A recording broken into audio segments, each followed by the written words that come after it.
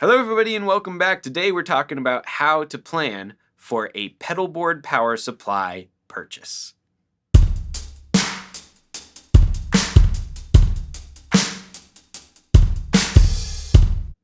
Thank you guys so much for tuning in. If you like what you're seeing, like and subscribe. Let's get into it. So initially, when I first started thinking about how I wanted to approach pedalboard power supplies and creating a video on one, I wanted to make it part of my No Frills Just Facts series, which is where I try to explain guitar-based concepts in under 5 minutes. And as I continued to write the script for this and dive into it, I kind of realized that there's just too much for it. Now, there are a lot of other videos out there on pedalboard power supplies, but I felt like a lot of them didn't approach it the way that makes sense to me. So this is the way that makes sense to me and hopefully what makes sense to you as well. But first, we got to define some things for those of you who are new to the whole world of trying to power pedals.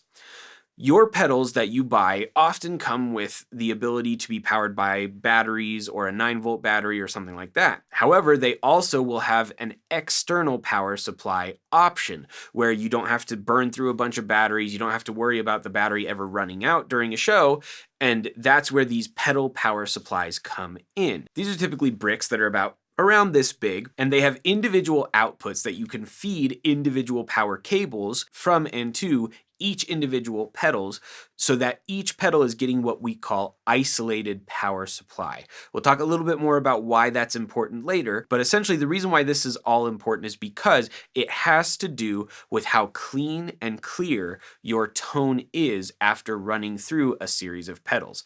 These pedal power supplies are honestly necessary for anyone who has, I would say, more than 2 or 3 pedals. But we'll talk about that a little later. This is how I personally approach all of my power supply purchases. I've already bought a ton of pedals. Maybe you have as well. And the thing is, each pedal has specific power requirements that we have to make sure our power supply will meet in order to not damage our pedals. So when I started looking into purchasing a power supply, I went through the specifications that each of my pedals had and let that influence which pedal supply was right for me. So let's get into what those specifications are. Each pedal has 3 main things that we need to watch out for when it comes to powering our pedals. The first one is voltage. The second one is the current draw or amperage, which is what guitarists usually call it, is amperage. And the third one is the polarity. Each of these specifications should be written either on the pedal or in the pedal's manual. So it's important to read through and make sure that you have all of those. Now, voltage you can kind of think of as an electrical pressure, right? The way that a shower head needs a certain amount of water pressure in order to function, that's kind of how this voltage works for pedals. It requires a certain amount of voltage that it needs to see. Now, most pedals use 9 volts. However, some of them use 12 volts and 18 volts. 9 volts is what we typically see pedals needing when it comes to their voltage. When it comes to finding a power supply that works for your pedal, you need to make sure that it has an exact match. 9 volts to 9 volts, 12 volts to 12 volts. Otherwise, you run the risk of damaging your pedal. Up next, we have the current draw or amperage. With guitar pedals, we typically measure it in milliamps, typically like 100 milliamps, and the symbol for that would look like this. Now, each pedal will draw slightly different amounts of current, and it's important when you're looking for a pedal power supply to find one that supplies as much current as it draws or more. For instance, if your pedal draws 25 milliamps, you need something that draws 25 milliamps or more. If your pedal draws 250 milliamps, 100 milliamps will not cut it. However, 250 milliamps, 300 milliamps, 400 milliamps, if your power supply is supplying at least 250 milliamps or more, you're gold. Again, if you don't give it the right amount, you run the risk of ruining your pedal. And the last thing to watch out for is called polarity. Now, this has to do with the actual connection between the power supply and your pedal. Most pedals, but not all, are what we call center negative. And what this means is the same way that a battery has a positive side and a negative side, the actual jack that connects and sends the power to your pedal has a positive and a negative side as well. Now, what we use to connect our pedals to power is most commonly, though not always, a barrel jack. And what this is a cylindrical jack that has a metal sleeve sleeve on the inside and a metal sleeve on the outside. When a pedal is center negative, it means that the metal sleeve on the inside has the negative or ground,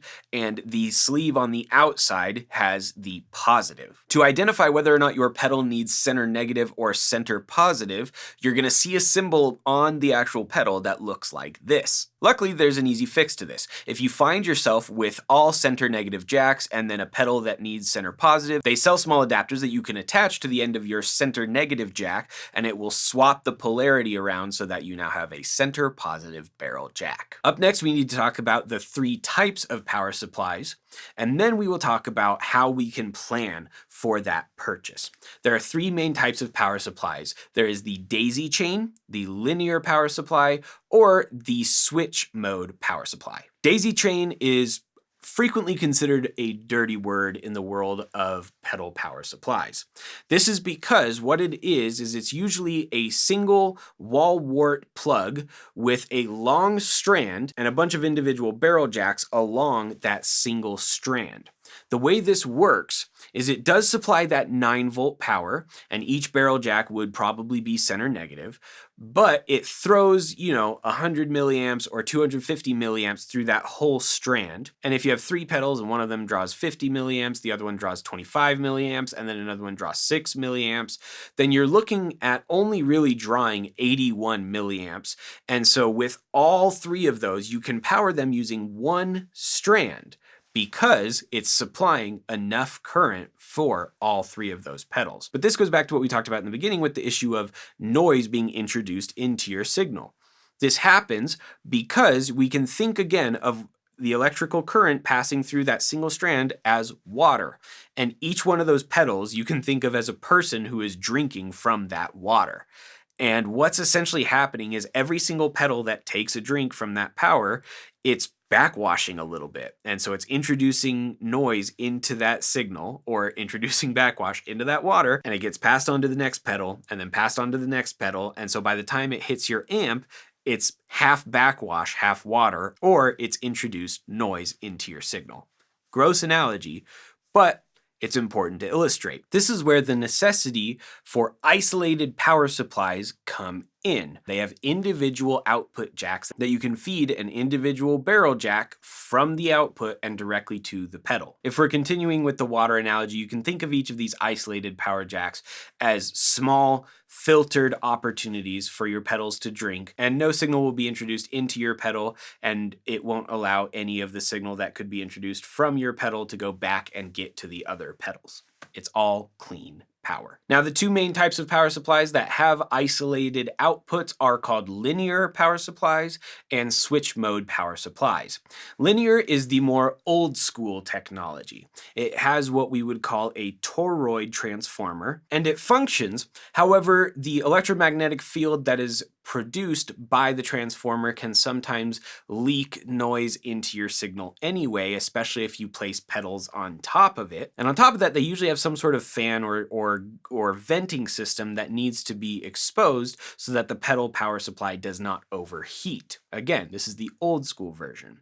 The new school version is what we call switch mode. Switch mode uses a newer transformer. It's more lightweight and often more compact as well. It can cover a wider variety of voltages and amperages, or current draws, and it will work anywhere in the world. The crazy thing is that there's no big price difference between the 2. So really, it's kind of your choice, though most people who are powering a lot of pedals will often lean more towards the switch mode power supply. We talk about them because in the market, there are still a handful of power supplies that are linear that are still being used very frequently and are still relied upon. So now let's talk about planning your pedal board. These are the things that I would say you need to look out for when it comes to picking your power supply and also kind of your pedal board. What's up, Editing Mac here. While editing, I discovered that I put these steps in the wrong order. So I'm going to create a couple segues here. Ready? Here we go. Step 1. You need to look at all your pedals that you currently own and all pedals that you could potentially own, and make sure that you have enough outputs to power each one, that each of those outputs has the required milliamps that you would need to power each of those pedals. And if you have variations in voltage, you need to make sure that you have a power supply that can vary those voltages. The more diverse of pedals you get, the quicker you'll start to knock off which power supplies won't work for you, because you'll start to say, oh, I have 4 pedals that require 400 milliamps of current. That's only found on these 3 specific power supplies. Step 2. There are a handful of pedalboard manufacturers who build their pedals in a way so that you can discreetly place the power supply underneath the pedal board, and that way it doesn't take any room away from the pedals that you want to put on top of the actual board. However, that's not always the case, so you need to know the actual dimensions of your power supply in case it either wouldn't fit in the undercarriage or in case you have to make room for it on the pedal board. Switch mode power supplies often allow you to put pedals on top of them, though it is not necessarily recommended, as the wear and tear of being constantly stomped on can cause problems. Another thing to consider, and this one is one that I did not consider and it has kind of bit me in the butt, is where the actual power cable that goes to the wall plugs into on the bottom or on the top of your pedal board. For instance, this is the underside of my pedal board. It was once a lot prettier and a lot more streamlined. However, I had a gig where something broke, and so I had to frantically rewire the bottom of it, and I haven't fixed it yet. However, this is my Chalks power supply right here. They're great. I love them. I recommend them to everyone. However, they are mounted fairly far underneath this pedal board, and in order to plug your typical IEC power cable in, it has to come in on the side here. Let me see if I can do this without looking at it. And so it ends up coming in kind of at an angle, and it has a break angle there that I don't necessarily care for. I've had other power supplies that actually had an outlet like right there in that space that I could fit it easily. So that was something that it was a little bit uncomfortable, but I had to make it work because I knew that this was the power supply I wanted. Sometimes you just have to compromise. It also means that whenever I unplug it, I have to actually lift up the board and fiddle in under here and make sure I gently, just like this, undo it, or else I run the risk of accidentally unplugging these that feed power to the pedals on the other side. Below in the description, I will post links to all of the pedal power supplies that I think should be considered when you start shopping. But I'm going to give you 3 in the video that I think are the best price and the best kind of introductory level one, the best bang for your buck, and the best overall. Number 1, the best price and the best one that I believe is a great introductory option is the MXR ISO brick. These are simple, easy to use. There's almost no downside to them, and they're incredibly cheap. They also offer a variety of milliamps, so you can power various pedals. The only downside to them is that the power supply that actually powers the brick that you plug into the wall and then into the brick so that the brick has power to send to all the pedals is a wall wart, meaning that it's its own barrel jack. It's not an IEC cable like what the Chalks or other ones use. And my bassist has one of these, and sometimes he gets a little frustrated with it. It can come unplugged a little easier than the IEC jack. So it's something to watch out for. Up next, we have the best bang for your buck option. These are the True Tones. These are somewhat of a hybrid of both linear and switch mode, mostly switch mode, but they have one outlet that's linear for specific types of pedals. These are inexpensive and give you a lot of stuff. They're a little bulkier than the next level up that we're going to talk about, and so that's why they're more of a bang for your buck option. But at the same time, they do a great job. They power your pedals, they give you a wide variety of milliamperage that you can use, and I believe a variety of voltage that you can use. And so as of making this video, for just under $200, you can buy the CS12, and you get 12 different outlets with a variety of amperage and voltages. It's really a great bang for your buck option. The last one, and I believe is kind of the best one, although it's not the only brand that does this. There are other brands that, again, I'll link down below. The Chalks DC7 has 7 isolated power outlets. And what's cool about them is that they all supply a ton of amperage, and on top of that, they have varying voltages as well. So each individual isolated supply port has a lot of options for you. You don't have to plan as much per se. I mean, you should still plan, but you don't have to worry so much about, oh, well, you know, if it comes out of here and I put it here and I have to, wrap it around this pedal in order to get to this pedal because that's the order that makes the most sense in my brain. You know, like all of them supply what you need, right? And so it's a lot more flexible in that regard.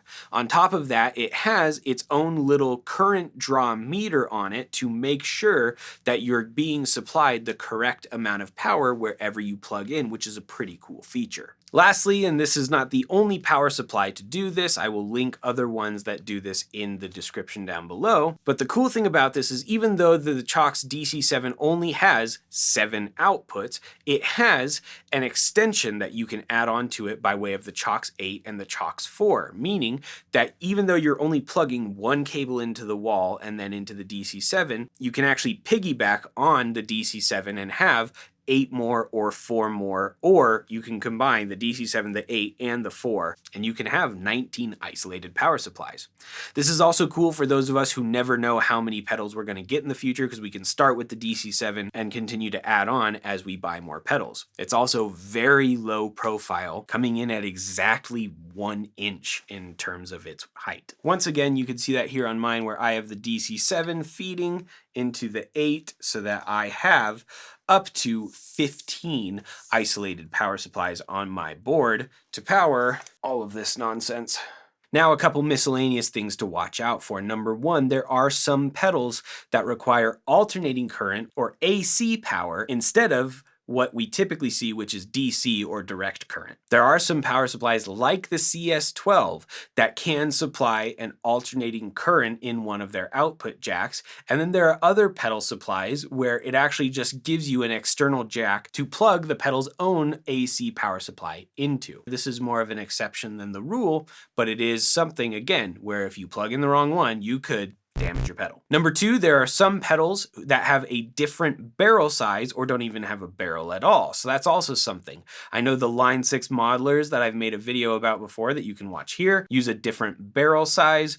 And so that's something else that needs to be watched out for. And then there are pedals like the Rat or the TS808, which use this weird kind of headphone looking jack that you can see here. All right, that is everything. It's a lot of information and it's hard to organize, but go step by step.